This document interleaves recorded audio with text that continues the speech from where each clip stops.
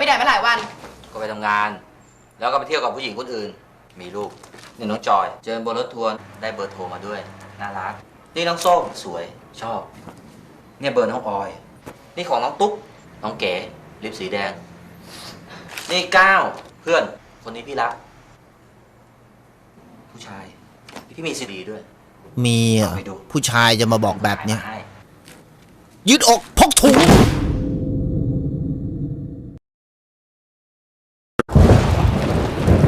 ปัญหาเรื่องบ้างมีมานานแล้วลืมซ้ำน้ำซึมใช้จระเข้เฟกชิลรั่วแล้วน้ำรั่วใช้จระเข้ปลักอุดรูรั่วได้ขนาดน้ำไหลมั่วใสไม่สวยใช้สีจระเข้คัลเลอร์ซีเมนต์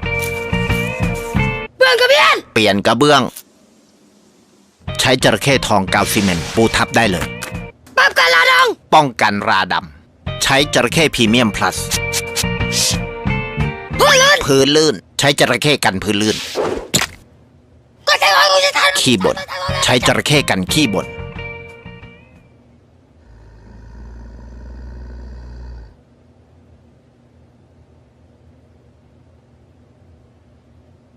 นวัตกรรมก่อสร้างความสุขจระเข้มาตรฐานอเมริกาขอบคุณนะครับพี่สำหรับเงินประกันสุขภาพขอส่วนลดหน่อยดิ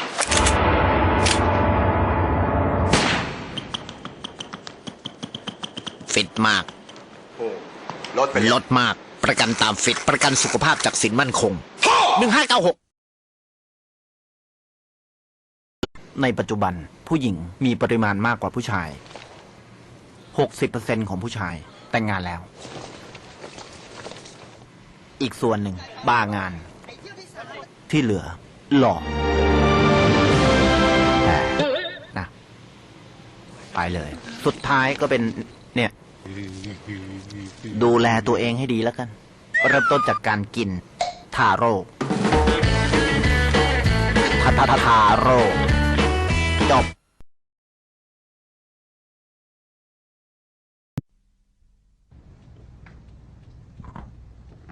อร่อยไหมครับมาสัก10มันได้ด่าแต่ที่นั่นด่าสองถ้าด่าด่าด่าทำไมได้เอ๊ะอะไรเนี่ยเอ๊ะอะไรเนี่ยอะไรเนี่ยมันเอ๊ะทำไมได้ด่ามันกันจีเอ๊ะทำไมได้ด่าด่าสองเขาบอกว่าอร่อยดีอะไรผมอ่านมาได้ด่าพลาอันนั้นพลานาเปล่าเปล่าอะไรพลานาเปล่าดูสิอะไรวะนาโมนาเปล่าเปล่าเขาต้องการคุกกี้ใบเตย200,000 กล่องส่งไปประเทศของเขาภายในสิ้นเดือนนี้ทันไหมไม่ทันอะทำเองเลยปรึกษาเราสิครับ KSME เครดิตอนุมัติภายใน3 วันอีกไม่เกิน7 วันรับเงินโอเคKSME เครดิตอนุมัติเร็วเป็นประวัติการเกมเฮียบเลยเอาเนี่ยนี่ซื้อให้ใครครับให้ลูกกี่ขวบแล้วครับ5อีก7 ปีพี่ค่อยมารับนะครับ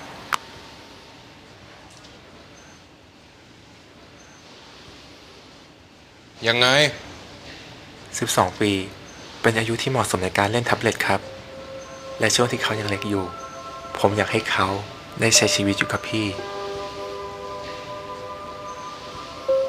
ได้รู้จักความอบอุ่นความรักก่อนที่เขาจะกลายเป็นหุ่นยนต์ครับรอหน่อยครับ Advice มีแต่คำแนะนำที่ดีให้คุณชินก็รู้ว่าชินไม่ค่อยมีเวลาแต่ก็ต้องการ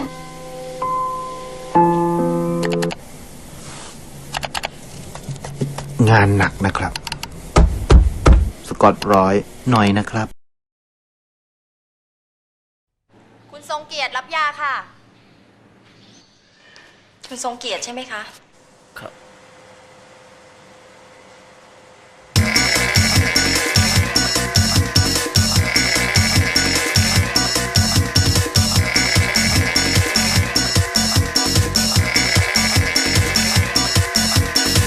ทำนี้ทุกวัน2 เวลาเช้าเย็นนะคะเชิญค่ะครับการออกกำลังกายเป็นยาที่ดีที่สุดแล้วครับกล้องวงจรปิดขายไงทั้งชุดนี้ก็ 9,900 บาทครับ ถูกไม่มีเหรอ มีครับ 60 บาท ทั้งชุดเหรอ ทั้งชุดเลยครับ มีอะไรบ้าง มีปลาดุกสะเดา น้ำปลาหวานครับ เพื่อนเล่นเหรอฮะ คือพี่เอาทั้งชุดเนี้ยไปให้เพื่อนบ้านพี่ ผูกมิตรกับเขา กินข้าวเขา พี่ดูแลเขา แล้วเขาก็จะดูแลพี่ เพราะเพื่อนบ้านคือกล้องวงจรปิดที่ดีที่สุดครับผม ลึก Advice มีแต่คำแนะนำที่ดีให้คุณ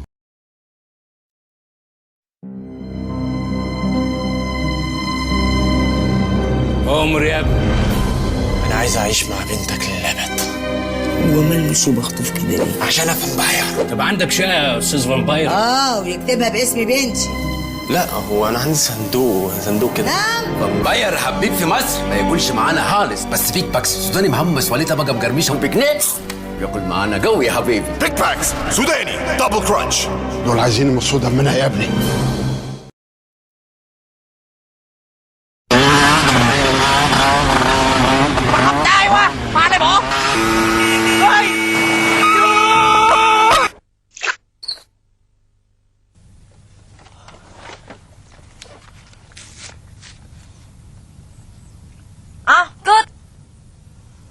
ออกขวา ออกขวากันลงห้องกะ เบรกบอ เบรกรถ10 ล้ออยู่ตั้งหน้า เบรกรถกับความกะ เบรกแก แกปอกหิงดังกะ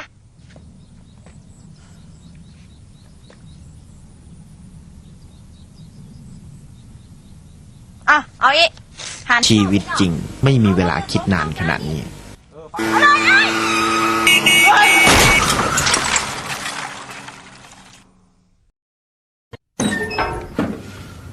พี่แอดพี่จะไปไหนเนี่ย อ๋อ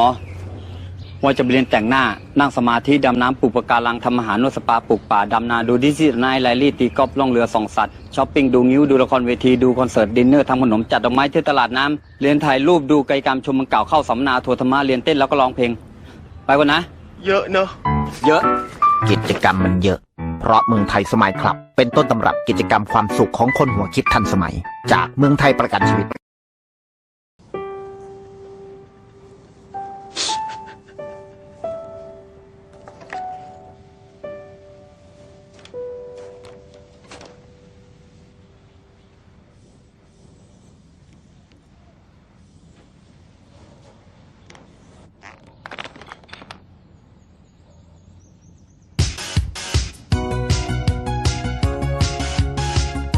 ครับ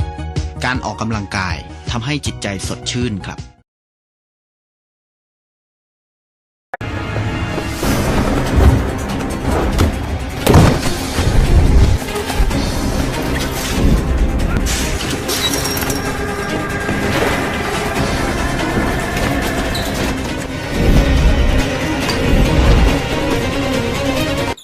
น้องเยี่ยวไมโครเวฟกับหม้อหุงข้าว ต้องไว เครื่องซักผ้าเครื่องนี้ยังไม่ได้ขายใช่ไหม ยังครับพี่ ของมันถูกโปรโปรเอ็กซ์โปลดสูงสุด 80% 15-24 พฤศจิกายนนี้ที่ Impact เมืองทองธานี กรมธรรม์ของเราเนี่ยดูแลรถพี่เต็มที่คุ้มครับ ก็ดีนะพี่เนาะ ตกลงท แต่ทางเรามีข้อยกเว้นที่จะไม่คุ้มครองพี่อ่านก่อนนะครับ ำเฮ้อ พี่อ่านก่อนครับ เอาเฮ้อนา อ่าน ผมเป็นญาติพี่ไหมโตมาด้วยกันไหมแล้วพี่เชื่อผมได้ไง อ่าน ก็อะไรกันนักกันหนาแล้วเนี่ย อ่าน อะไรเนี่ย ไหนอะไรไหนดูสิก็โอเคนี่ อ่าน เนี่ยเขาเรียกว่าเพื่อนแท้ มิตรแท้ประกันภัยจริงใจเปิดเผย เอาเนียมๆนะครับ พรุ่งนี้ต้องไปสัมภาษณ์งาน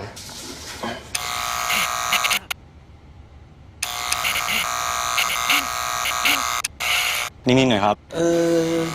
สั้น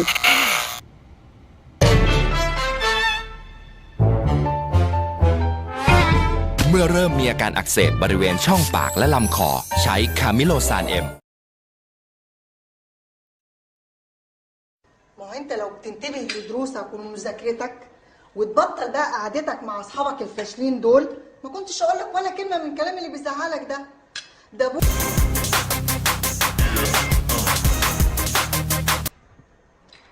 Yeah. Without.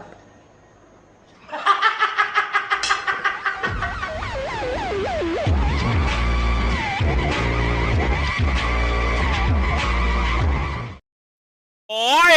ของมันได้ยังถามทุกร้านแล้วตั้งแต่อดีตยานาคตเหลือร้านนี้ร้านเดียวเนี่ยแล้วมันจะมีไหมเนี่ยจะไม่รู้เหรอก็จะเอาของตั้งเยอะแยะเนี่ยเอาไรเหล็ก10,000 ตันปูน10,000 ตันน่ะมีไหมมีเหรอแล้วเฟอร์นิเจอร์ครบราคาถูก ครบถูกดีที่ดูโฮม1746มีบริการส่งข้ามมิติไหมมิติ เราส่งทั่วไทยพี่ ข้ามมิติไหมมีไหมกลับบ้านสัญญาณดาวซ่อมเองดิ